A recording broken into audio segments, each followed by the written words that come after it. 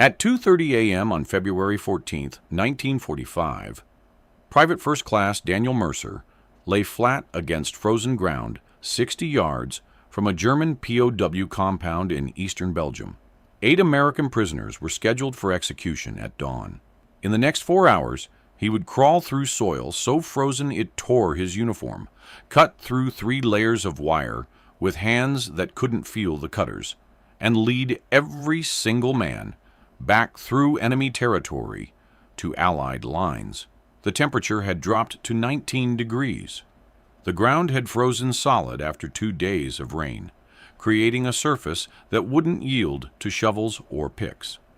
Intelligence reported that 8 captured paratroopers from the 101st Airborne would be shot as reprisal for a partisan ambush that killed 2 German officers. Standard rescue protocols wouldn't work. Trucks couldn't approach quietly. Parachute insertion was impossible with no drop zone. A frontal assault would kill the prisoners before they could be freed. Mercer had spent 18 years working the coal mines of Johnstown, Pennsylvania. He knew frozen ground. He knew how to move through spaces that shouldn't fit a human body. And he knew that when Earth froze this hard, you didn't go over it or around it. You went through it, inch by painful inch, using techniques miners had developed 100 feet underground. The Army had rejected 2 rescue plans already. Battalion Command had written the 8 men off. But Mercer had grown up with Tommy Henderson, one of those 8 prisoners, and he wasn't writing anyone off. Daniel Mercer was born in 1920 in Johnstown, Pennsylvania, in the shadow of the Cambria Iron Works. His father worked the blast furnaces. His grandfather had died in a mine collapse in 1903. When Mercer turned 14, he followed his 2 older brothers into the Laurel Run mine, crawling through tunnels barely 3 feet high to reach coal seams the machines couldn't access. The mine superintendent called workers like Mercer ferrets because they could squeeze through impossible spaces. For 4 years before the war, Mercer spent 8-hour shifts on his belly in darkness, chipping coal in passages where he couldn't lift his head. The work taught him 3 things. First, frozen ground behaved like fractured rock. It had planes of weakness if you knew how to find them. Second, your body could fit through any space your shoulders could fit if you knew how to move. Third, panic killed you faster than cave-ins. Mercer's shift supervisor once told him he had the temperament of a mole, too stubborn to quit, too practical to panic. In 1938, Mercer spent 11 hours trapped behind a collapse, digging himself out with a handpick while his lamp battery died. He emerged with bleeding hands and a reputation for getting out of impossible situations. When draft notices arrived in Johnstown in 1942, Mercer reported to Fort Dix with 300 other Pennsylvania men. The Army saw mining experience on his intake form and assigned him to combat engineers. He excelled at demolitions and obstacle clearance, but struggled with parade drill and military protocol. His commanding officer at Fort Belvoir noted in his file, "Private Mercer shows exceptional composure under pressure and unusual problem-solving abilities, but requires close supervision in garrison environment." Translation: he was good in combat, insubordinate in camp. Mercer shipped to England in September 1944 with the 1104th Engineer Combat Group. By December, his unit was attached to the 101st Airborne, clearing roads and defusing mines in Belgium. On December 22nd, at a field hospital in Bastogne, Mercer ran into Tommy Henderson. They'd worked the same mine shaft in Johnstown. Henderson had joined the paratroopers in 1943 and earned his jump wings at Fort Benning. They shared coffee and cigarettes for 20 minutes, talking about Johnstown, the Laurel Run mine, and getting home. Henderson mentioned he was jumping behind German lines the next morning for a reconnaissance patrol. Mercer never saw him walk away. The situation that trapped Henderson and 7 other paratroopers began on January 28, 1945. A 12-man patrol from the 101st crossed enemy lines near the village of Hansfeld to gather intelligence on German defensive positions. The patrol encountered an unexpected enemy strongpoint and scattered. 4 men made it back. 8 were captured, including Staff Sergeant Thomas Henderson, Corporal Michael Ortiz, Private Robert Flynn, Private James Morrison, Private David Chen, Private Eugene Williams, Private John Davies, and Private Frank Sullivan. German forces imprisoned them in a converted farmhouse compound 2 miles behind enemy lines. The compound held 30 other prisoners, British, Canadian, and American soldiers captured during the Battle of the Bulge. Conditions were brutal. Temperatures remained below freezing. The Germans provided 1 meal daily, watery soup and bread. 2 prisoners died from exposure in the first week. A third died from infected wounds. The captors made clear their view.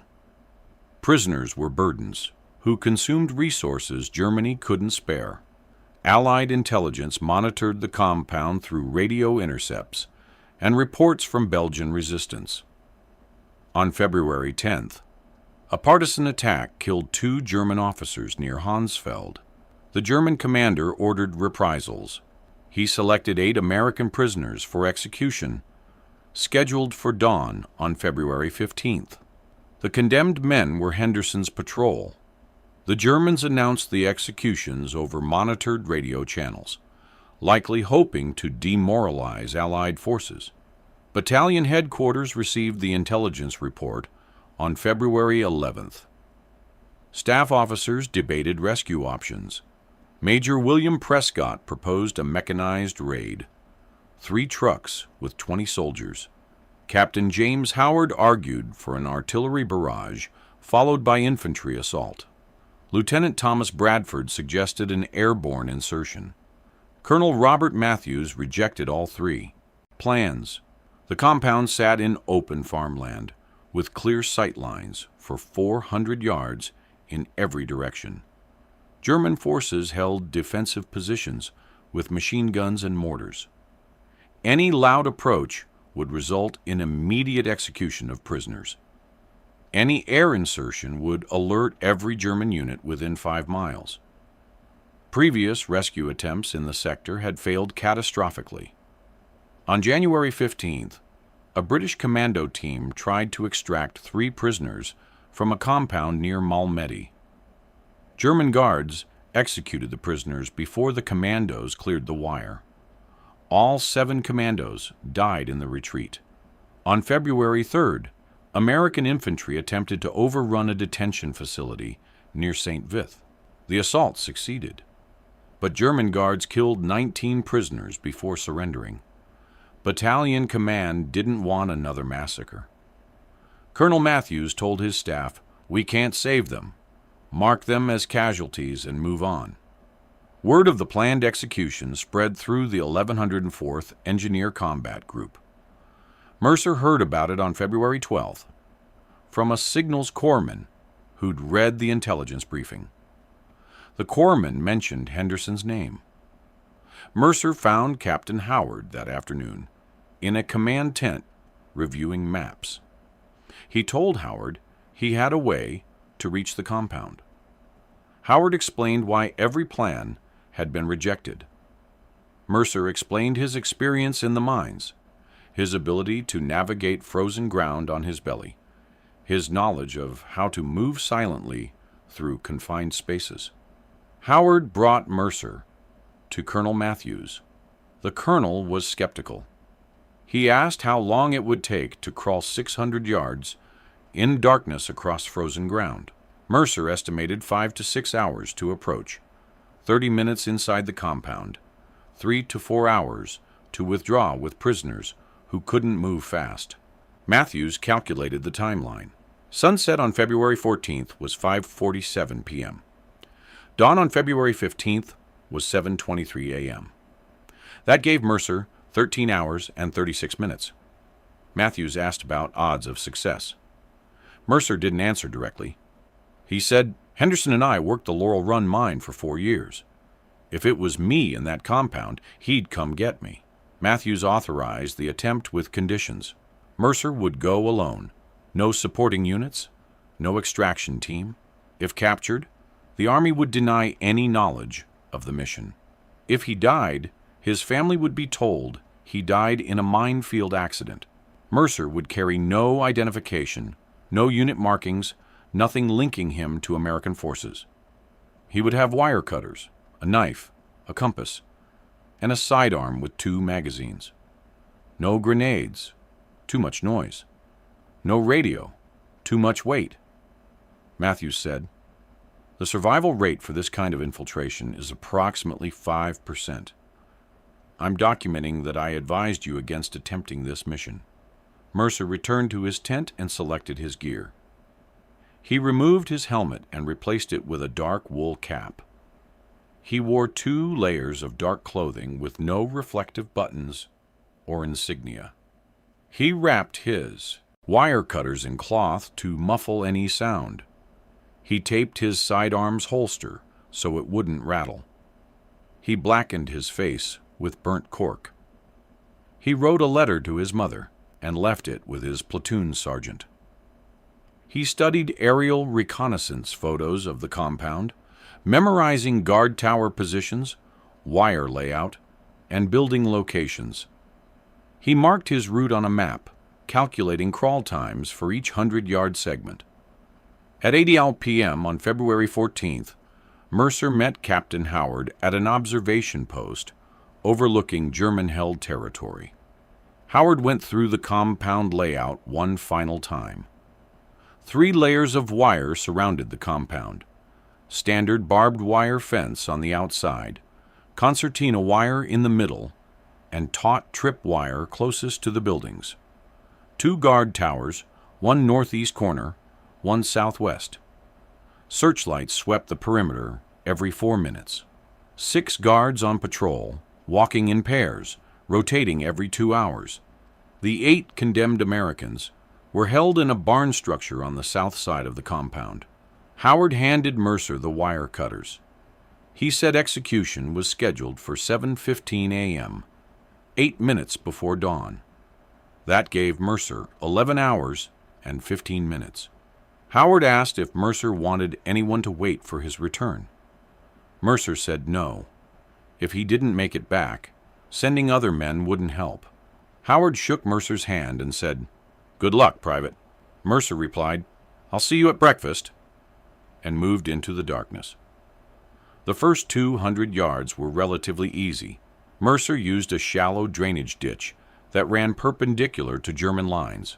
The ditch provided 12 inches of cover and concealment.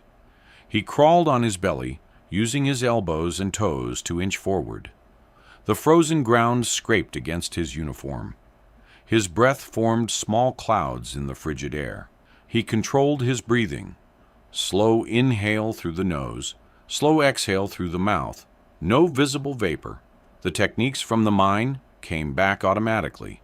Small movements, constant forward progress. Never stop unless absolutely necessary. At 9:45 p.m., Mercer cleared the drainage ditch and entered open farmland. The frozen ground offered no cover. Moonlight reflected off patches of ice. He could see the compound's searchlights sweeping across the field 600 yards ahead. He calculated his crawl rate, approximately 30 yards per hour, across frozen ground with no concealment. That gave him roughly 20 hours of crawling to cover 600 yards. He didn't have 20 hours. He had to move faster. Mercer adapted a technique from the mines called slide crawling. Instead of traditional crawling with elbows and knees, he lay completely flat and used his fingernails and the edges of his boots to gain purchase on the frozen ground. He slid forward 3 inches at a time, his body weight distributed across maximum surface area to minimize noise and ground disturbance. It was slower than normal crawling, but completely silent. In the mines, this technique let You move through passages where any sound might trigger a collapse. The physical toll mounted quickly. Mercer's fingers went numb first, losing sensation after 30 minutes of contact with frozen ground. His toes followed. The cold seeped through 2 layers of clothing, reaching his core. His muscles cramped from the unnatural position and constant micro-movements. Thirst became a problem. The cold air and controlled breathing dried his mouth and throat. He couldn't drink without raising his profile. He packed his mouth with snow when he found it, letting it melt slowly. At 11:20 p.m., a German patrol passed within 30 feet of Mercer's position.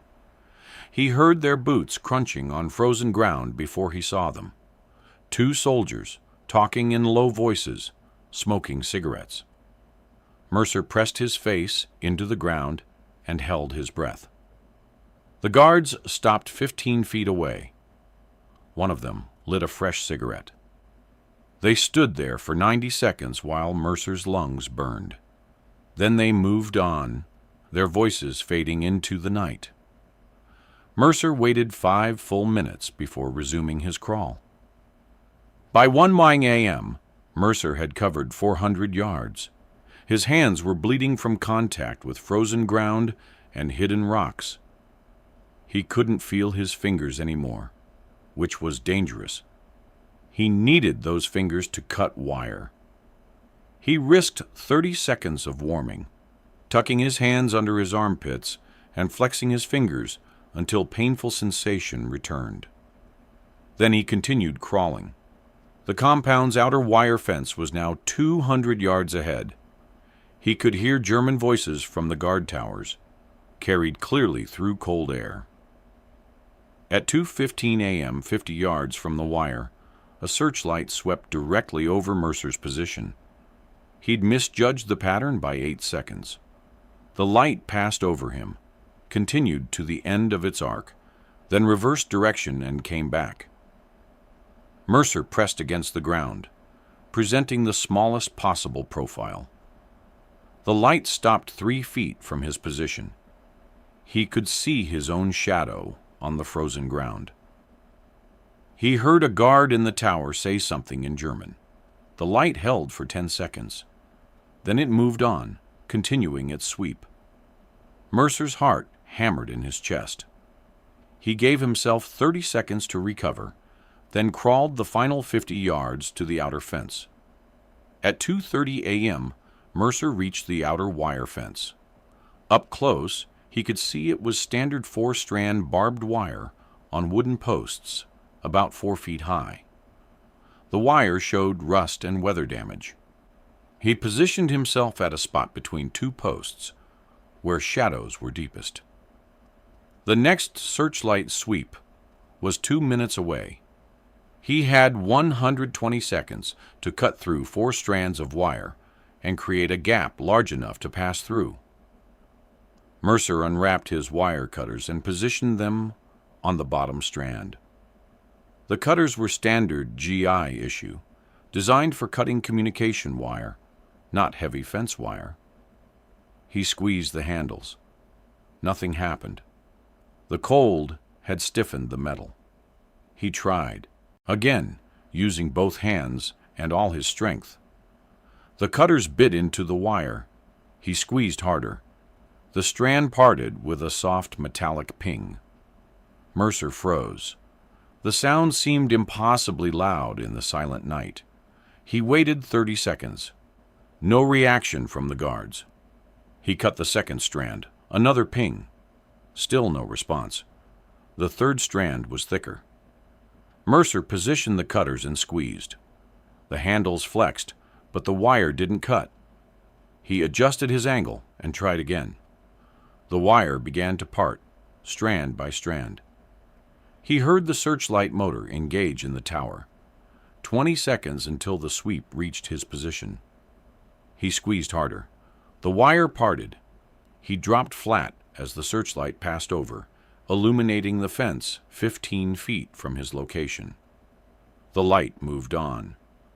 Mercer cut the 4th strand, and carefully pulled the wires apart, creating a gap 30 inches wide. He slid through the gap and found himself in a 15-foot space between the outer fence and the middle layer of concertina wire. This was more difficult. Concertina wire consists of coiled razor wire designed to snag clothing and flesh. Standard cutting techniques don't work. The coils spring back when cut. Mercer had seen similar wire used in the mines to protect explosive magazines. The technique was to cut the binding wire that held the coils together, not the coils themselves. Mercer examined the concertina wire carefully. It was held in place by steel stakes, driven into the frozen ground. The coils were compressed and secured with thin wire loops. He cut 3 loops, and an entire section of concertina wire collapsed into a loose pile. He created a narrow path through the wire using a technique called threading, moving through the coils by identifying the spaces between individual strands and navigating his body through them without contact. It took 11 minutes and left shallow cuts on both forearms where his concentration lapsed. The inner layer was tripwire. Mercer could barely see it in the darkness. Single strands of wire stretched 6 inches above the ground, connected to flares and possibly alarms. This was familiar territory. Mine tunnels used similar wire to detect roof falls and gas releases. The technique was simple. Locate each wire by touch, memorize its position, and step over or under it. Mercer identified 7 strands between his position and the barn where the prisoners were held. He marked each one mentally, then began the painstaking process of navigating between them. At 3:35 a.m., Mercer reached the barn's exterior wall. He'd crossed all 3 wire obstacles without triggering alarms or alerts. He pressed against the wall and listened. Inside, he heard quiet voices, English, with American accents. The prisoners were awake. He moved along the wall until he found a small window, 8 inches wide, partially boarded over. He looked inside and saw 8 men lying on straw pallets. 2 guards stood near the door, smoking and talking in German. This was the problem intelligence hadn't mentioned. The prisoners weren't alone. 2 guards meant 2 rifles, 2 voices that could raise alarm, 2 obstacles between Mercer and the 8 Americans. Standard procedure would be to neutralize the guards quietly, but Mercer carried no silenced weapons and no guarantee he could kill both men before one raised an alarm. He needed a different approach. Mercer studied the barn's construction. It was old, weathered wood with gaps between boards. The roof showed damage from artillery, with several holes covered by tarps. The door was padlocked from outside. He noticed something useful.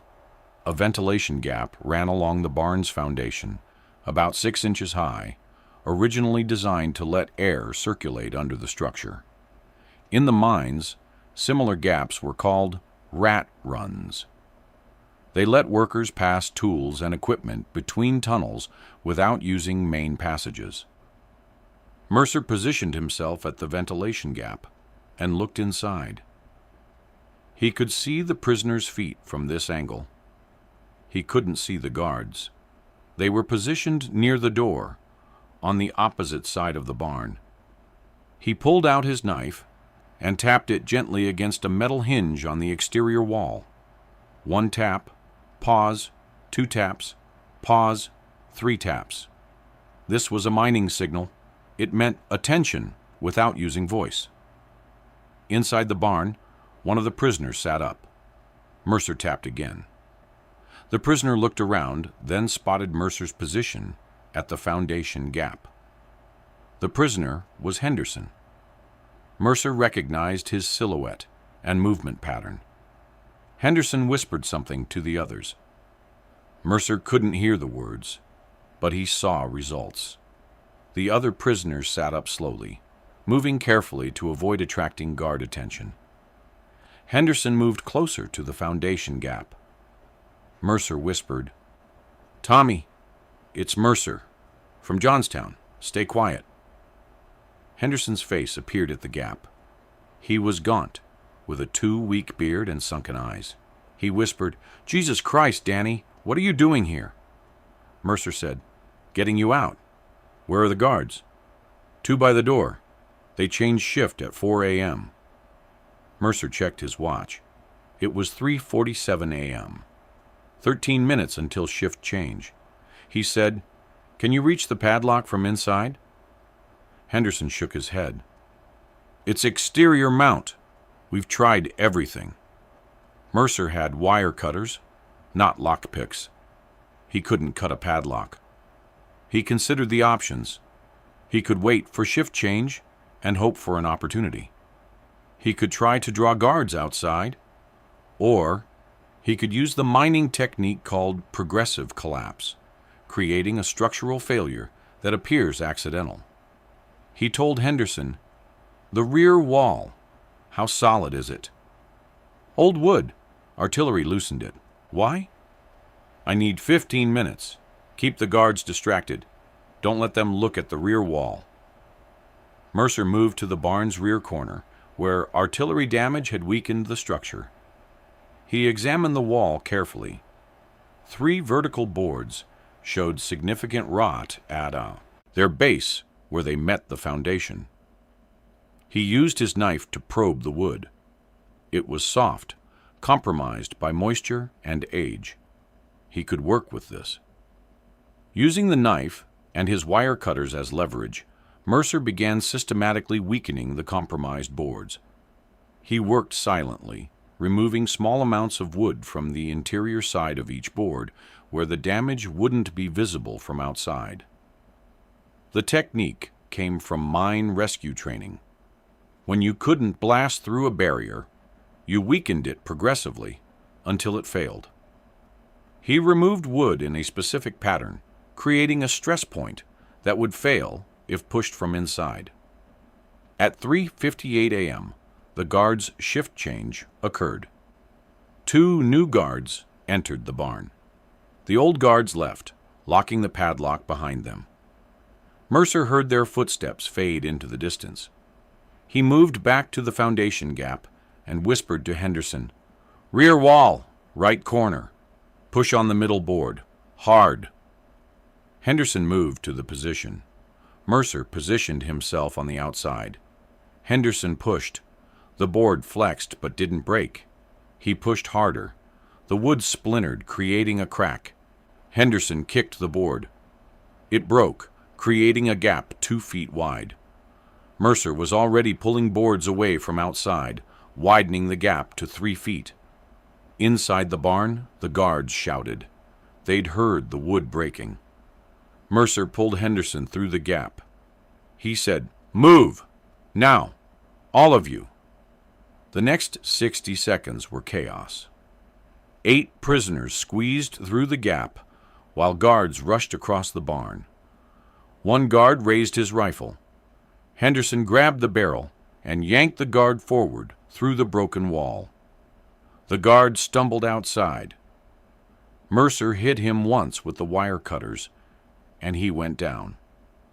The second guard began shouting in German.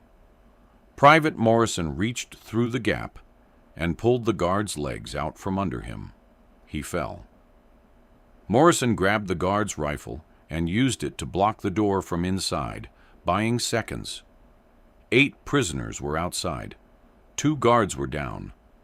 But the shouting had alerted the compound. Mercer heard running footsteps and German voices. Searchlights began sweeping erratically. He grabbed Henderson and said, "The wire. Follow exactly where I step. Exactly." Mercer led 8 men across the trip-wire field using the path he'd memorized. He moved quickly but carefully, stepping over and around 7 individual wires in the darkness. Henderson followed directly behind. Then Ortiz, Flynn, Morrison, Chen, Williams, Davies, and Sullivan.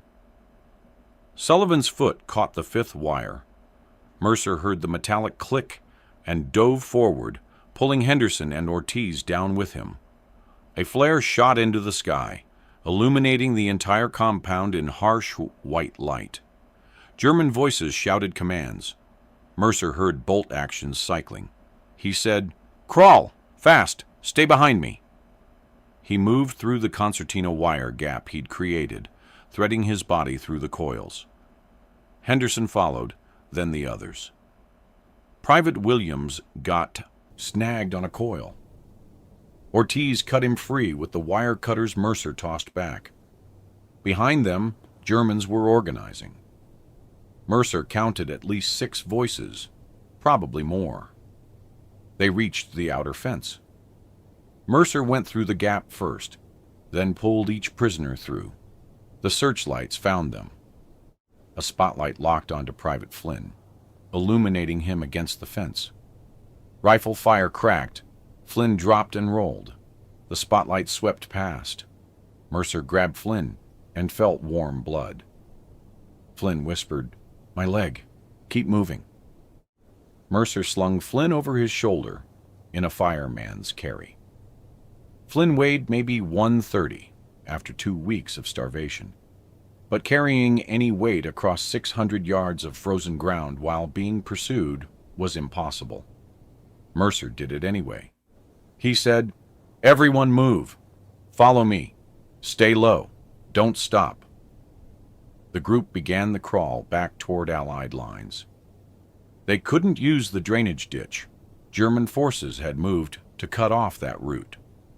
Instead, Mercer led them across open ground, using every depression and shadow. Behind them, German searchlights swept the field methodically.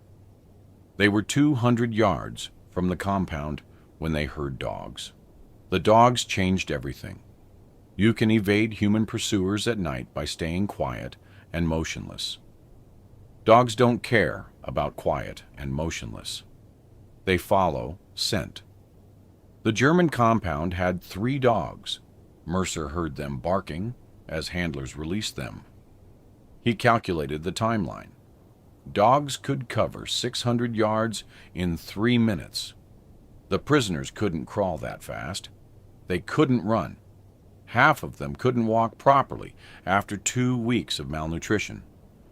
Mercer made a decision. He told Henderson, "Keep everyone moving toward Allied lines. Due west, 600 yards. Don't stop for anything."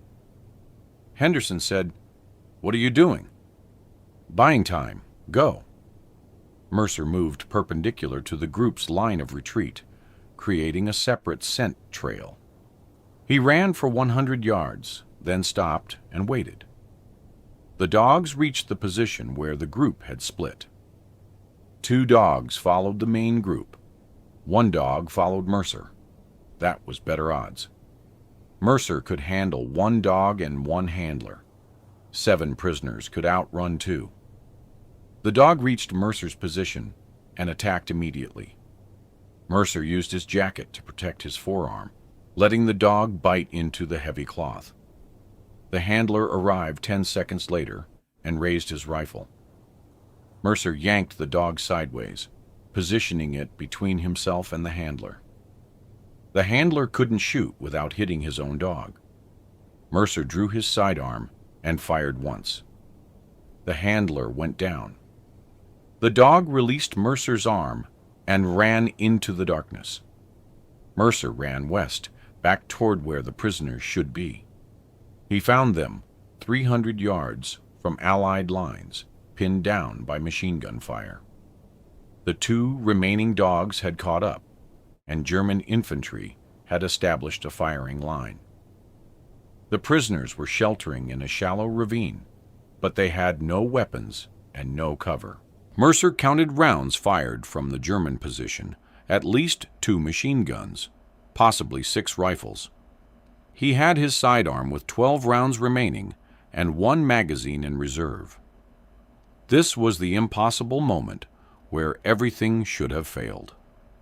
7 malnourished prisoners, 1 engineer with a handgun, facing at least 8 German soldiers with machine guns and support.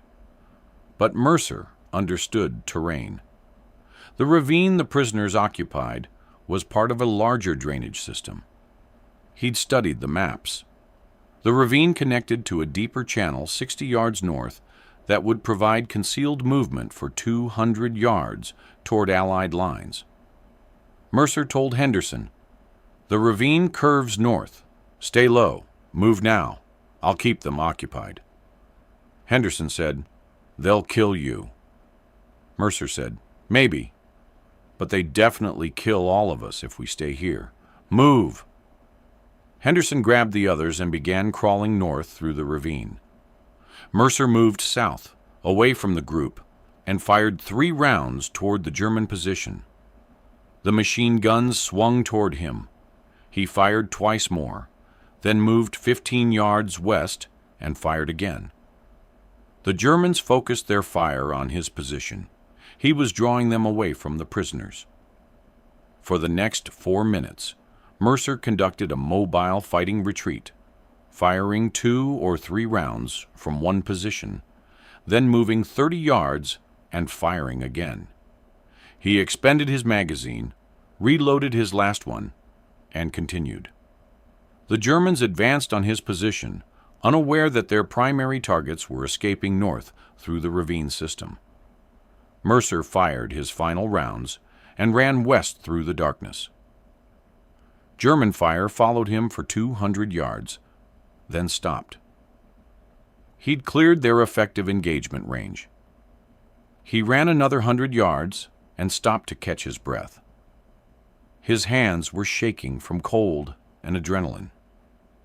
He'd left his jacket where the dog attacked, and the temperature was still 19 degrees. He gave himself 30 seconds to recover, then began moving north to reconnect with the prisoners. He found them 400 yards from Allied lines, moving slowly but steadily through the drainage channel. Flynn was being carried by Morrison and Chen. Williams had developed hypothermia and couldn't walk straight. Davies was bleeding from a shrapnel wound to his shoulder.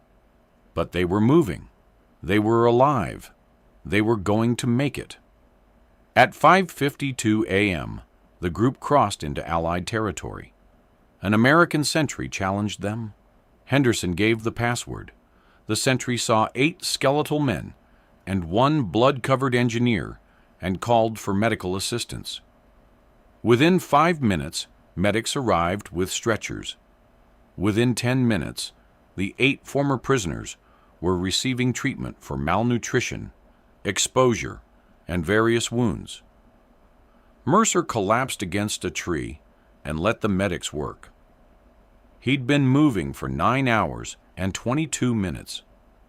His hands were bleeding from multiple cuts. He'd developed frostbite on 3 fingers. He'd lost approximately 6 pounds from dehydration and exertion. A medic tried to check his injuries. Mercer said, "Check them first," indicating the 8 former prisoners. The medic ignored him and began treating his hands anyway. Captain Howard arrived 30 minutes later. He looked at the 8 men receiving treatment, then at Mercer. He said, "I'll be damned. You actually did it." Mercer said, "Henderson owes me a beer." Henderson, lying on a stretcher with an IV in his arms, said, "I owe you a lot more than a beer, Danny." The sun rose at 7:23 a.m. on February 15th, 1945.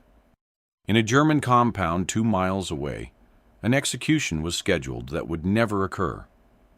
The 8 condemned prisoners were eating breakfast in an American field hospital instead of facing a firing squad. Every single one of them had survived. The impossible mission had succeeded. The debriefing began at 9 a.m. on February 15th. Colonel Matthews personally conducted the interview with Mercer, recording every detail of the infiltration and extraction. Mercer described his approach route, the wire obstacles, the barn structure, the improvised escape through the rear wall, and the fighting retreat. Matthews took extensive notes. He asked specific questions about German defensive positions, guard rotations, and compound layout. The intelligence would be used to plan future operations. The 8 rescued prisoners provided supporting testimony. Henderson described hearing Mercer's signal at the foundation gap and the mining communication technique. Ortiz testified about the progressive weakening of the barn's rear wall. Morrison confirmed Mercer's use of himself as bait to draw German forces away from the group. Flynn provided details about Mercer carrying him 200 yards with a gunshot wound. Medical examination confirmed Flynn's injury, a through-and-through rifle wound, to his left thigh that would have been fatal without immediate evacuation. Physical evidence supported the operation's success. Intelligence officers examined aerial reconnaissance photos taken at 8:00 a.m. on February 15th. The photos showed the damaged barn with its rear wall broken open, the cut wire fences, and German forces searching the surrounding farmland. Radio intercepts confirmed German confusion about how the prisoners escaped. One transmission mentioned possible tunnel before being corrected. The operation's results were precisely documented. 8 prisoners rescued. 0 American casualties during the extraction. 1 German soldier killed. 2 wounded in the compound action. 1 German dog handler killed during the pursuit. Material cost: 2 magazines of ammunition, 1 wool jacket, 1 set of wire cutters, and a knife. Time elapsed from infiltration to extraction: 9 hours and 22 minutes. Distance covered: approximately 1,400 yards round trip. Operational success rate: 100%. Colonel Matthews filed a recommendation for the Distinguished Service Cross on February 17th. The citation read, "Private First Class Daniel Mercer displayed extraordinary heroism in connection with military operations against an armed enemy. Acting entirely alone and without support, Private Mercer infiltrated enemy territory, penetrated a fortified compound, and successfully extracted 8 American prisoners scheduled for execution. His actions demonstrated exceptional courage, innovative tactical thinking, and complete disregard for personal safety. Private Mercer's heroism reflects the highest traditions of military service." The award was approved on March 3, 1945. General Courtney Hodges presented the Distinguished Service Cross to Mercer at a ceremony at 1st Army Headquarters in Spa, Belgium. All 8 rescued prisoners attended the ceremony. Henderson spoke briefly, saying, "Danny Mercer saved our lives, using skills he learned crawling through coal mines in Pennsylvania. He came for us when the Army said we couldn't be saved. We're alive because he wouldn't accept impossible." The 8 former prisoners returned to duty in stages. Henderson recovered fully and rejoined the 101st Airborne in March. He participated in Operation Varsity, the Rhine crossing. Ortiz and Morrison returned to their units in April. Flynn, Williams, and Chen received medical discharges due to complications from malnutrition and exposure. Davies and Sullivan completed the war with rear echelon assignments due to their injuries. The rescue mission influenced subsequent operations. Battalion planners studied Mercer's approach technique and wire crossing methods. Combat engineers received updated training on silent infiltration tactics. At least 3 similar rescue operations were attempted in March and April 1945, using variations of Mercer's methods. 2 succeeded. 1 failed when trip wires were detected differently than Mercer had encountered. The overall rescue success rate in the sector improved from 0% to 67%. German forces implemented countermeasures after Mercer's raid. They increased guard patrols at POW compounds. They replaced damaged wire obstacles with new installations. They added internal guards inside prisoner housing. But the fundamental lesson had been demonstrated. Even fortified positions could be penetrated by individual soldiers with specialized skills and sufficient determination. Daniel Mercer survived the war. He participated in the crossing of the Rhine in March 1945 and the final push into Germany in April. He was present when American and Soviet forces met at the Elbe River on April 25th.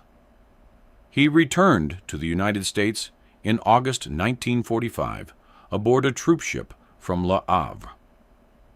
The Distinguished Service Cross was in his duffel bag, along with 2 bronze stars he'd earned for separate actions and a Purple Heart for the frostbite damage to his fingers. Mercer returned to Johnstown, Pennsylvania in September 1945. He went back to work in the Laurel Run mine the following month. He rarely spoke about the war. His family knew he'd earned decorations, but didn't know details. His mother kept the Distinguished Service Cross in a box on her mantel. Mercer kept working the mine tunnels, crawling through 3-foot passages to reach coal seams, using the same skills that had saved 8 men in Belgium. In 1947, Mercer married Elizabeth Crawford, a teacher from Johnstown. They had 3 children. He continued mining until 1963, when automation eliminated the need for workers in tight passages. He became a shift supervisor, training younger miners in safety procedures and navigation techniques. His personnel file noted he had an exceptional safety record, 0 serious accidents in 28 years of mining work. Henderson visited Mercer in Johnstown in 1947, 1952, and 1958. They maintained correspondence throughout their lives. Henderson became an engineer after the war, working for Ford Motor Company in Detroit. He named his second son Daniel. In a 1956 letter to Mercer, Henderson wrote, "I think about that night every February 14th. Every Valentine's Day, I'm reminded that you gave me back my life. I've tried to make it count for something." The 8 rescued prisoners reunited annually from 1946 through 1987.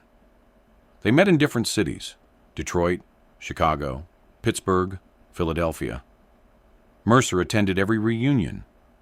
The group called themselves the February 15th Club, referencing the day they didn't die. They shared meals, told stories, and maintained the bonds forged in that German compound. As the years passed, the group diminished. Williams died in 1974 from heart disease. Flynn died in 1981 from complications of his old wound. Chen passed in 1985. Mercer died on November 3, 1991 in Johnstown, Pennsylvania. He was 71 years old. The cause of death was emphysema, a legacy of 46 years breathing coal dust. Henderson, Ortiz, Morrison, and Sullivan attended the funeral. Military honors included a flag-draped coffin and a 3-volley salute. The 4 surviving members of the February 15th Club served as pallbearers. Henderson spoke at the service, saying, "Danny Mercer was the bravest man I ever knew. He risked everything to save 8 men who were already written off as dead. He succeeded through skill, courage, and the kind of stubborn determination that won't quit even when quitting makes sense."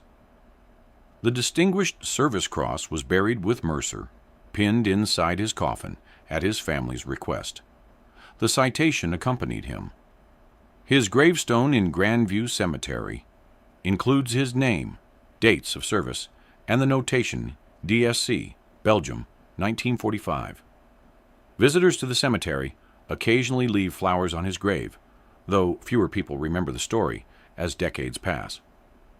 The 4 remaining February 15th club members continued their reunions until 2003, when Morrison died. Henderson passed in 2007. Ortiz in 2011. Sullivan, the last survivor of the 8 rescued prisoners, died in 2015 at age 92. Before his death, Sullivan gave an interview to a local newspaper about the rescue. He said, "People ask if I was scared that night in the compound. Of course I was scared. We were all scared. But then Danny Mercer appeared at that foundation gap and whispered that he was getting us out, and I wasn't scared anymore. I was just grateful that someone like him existed." Military historians who study escape and evasion operations consider Mercer's mission a textbook example of individual initiative overcoming institutional limitations. The standard analysis notes that formal rescue protocols failed because they required resources and support that would compromise stealth. Mercer succeeded because he approached the problem with mining techniques rather than military doctrine. He used skills learned in civilian occupation, adapted them to a military context, and executed a plan that required precision, patience, and physical endurance most soldiers couldn't match. The rescue influenced how the Army trained combat engineers in the Korean and Vietnam Wars. Infiltration techniques and silent movement protocols incorporated lessons from Mercer's approach.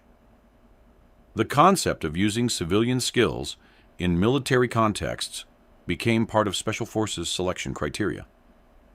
Modern military analysis of the operation focuses on Mercer's ability to recognize that frozen ground required mining techniques rather than infantry tactics. 8 men who should have died on February 15, 1945, lived full lives instead. They raised families, built careers, and contributed to their communities for decades. Their combined lifespans totaled 432 additional years beyond the execution that never occurred. 63 children and grandchildren exist because Daniel Mercer wouldn't accept that his friend Tommy Henderson was already dead. That's the mathematics of courage. 8 lives saved, multiplied across generations, creating a legacy that extends far beyond one freezing night in Belgium. If you found this story compelling, please like this video. Subscribe to stay connected with these untold histories. Leave a comment telling us where you're watching from. Thank you for keeping these stories alive.